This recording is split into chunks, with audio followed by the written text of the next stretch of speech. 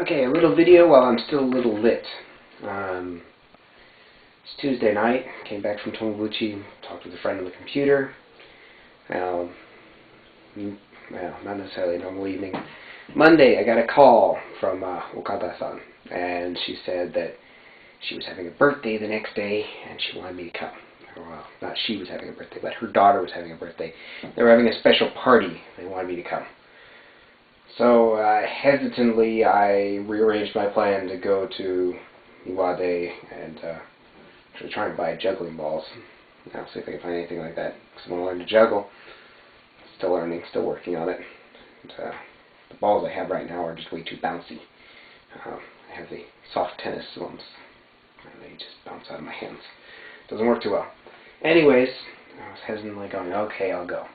The last party I went to was a Halloween party, and I felt kind of like a party favor at that one. It wasn't unfun, but I felt like I was teaching a class again for part of it. So this one I was thinking, okay, I'll go. I was kind of grudgingly going. She called me at 8:47, saying, are you coming? Because she had said that people were gathering at around 6:30, but she said it was starting at 7, so I said I was going to be there at 7. So I made it there at 7. It was part of my mind saying, do people hire clowns in Japan? No, they just bring crackers. Get the gaijin to come. That's what I was thinking. Really, it was a blast. Their family has obviously been around here for a long time. Right? That house is immense. 2 floors, 2 kitchens. I didn't see half the house in the little space that I saw. Immense place. And the grandfather who runs that household is hilarious. They're strawberry farmers. So, of course, we were eating dinner and we had strawberries afterwards.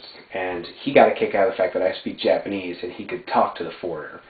And he and I talked about politics, which got into lots and lots of words I did not know, but he sure told me his opinion of Bush.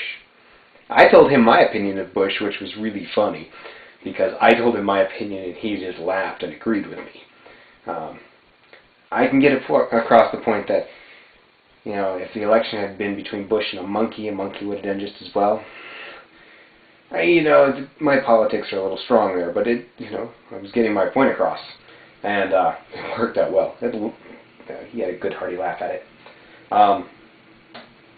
But a couple things about the party. My glass was never empty. They would not. I had to cap my glass when they tried to. Well, my beer glass. I had a beer glass and a sake glass. And if I had said that I was into shochu as well, I would have had a beer glass, a sake glass, and a shochu glass. Their nieces. I'm playing with the zoom here. Okay, their niece's husband or boyfriend, I'm not sure which. Nice guy, comes from America. She went to school in the U.S. She's been living there for a couple of years. They're married. Nice guy. I met him at the beginning. I was having conversations in English, and as they were talking about me in Japanese, I would interject.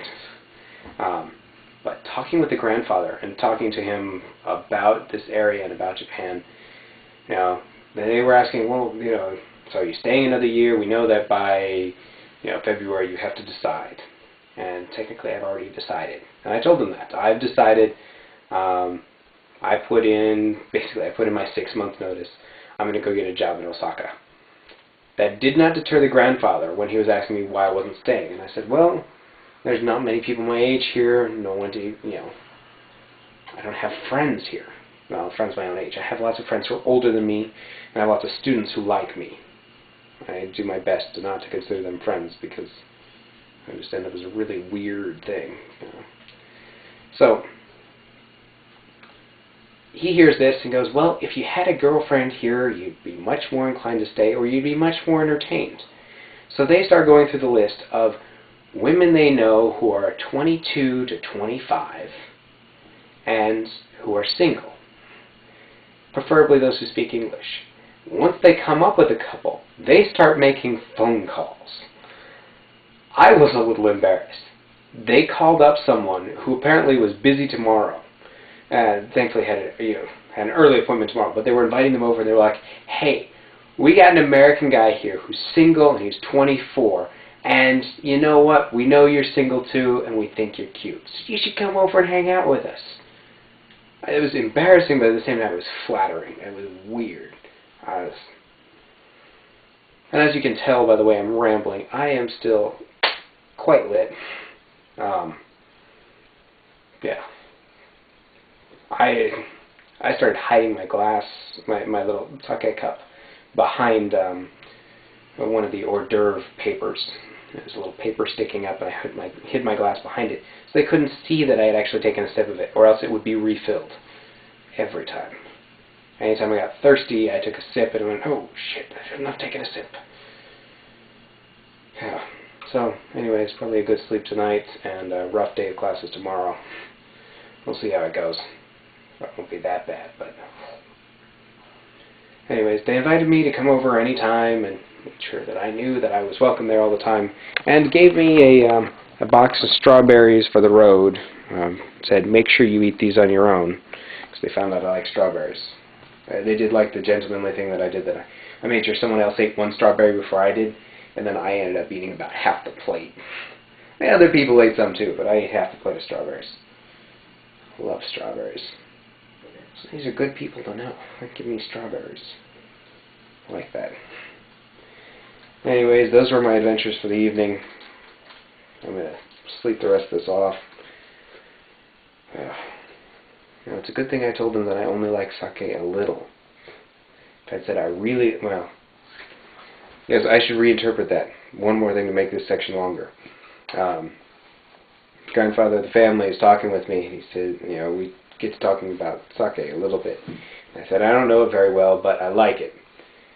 And he said, "Oh, good." And I said, "Well, I have work tomorrow, so I only like it a little." He got a laugh out of that. Well, that's understandable. You only like it a little. So he calls to his wife who's in the kitchen and says, "Whitney really loves sake. Bring a lot." So we got cups, and that's the whole thing of my cup never being empty. The guy sitting next to me was really friendly. He was always peeking at my glass.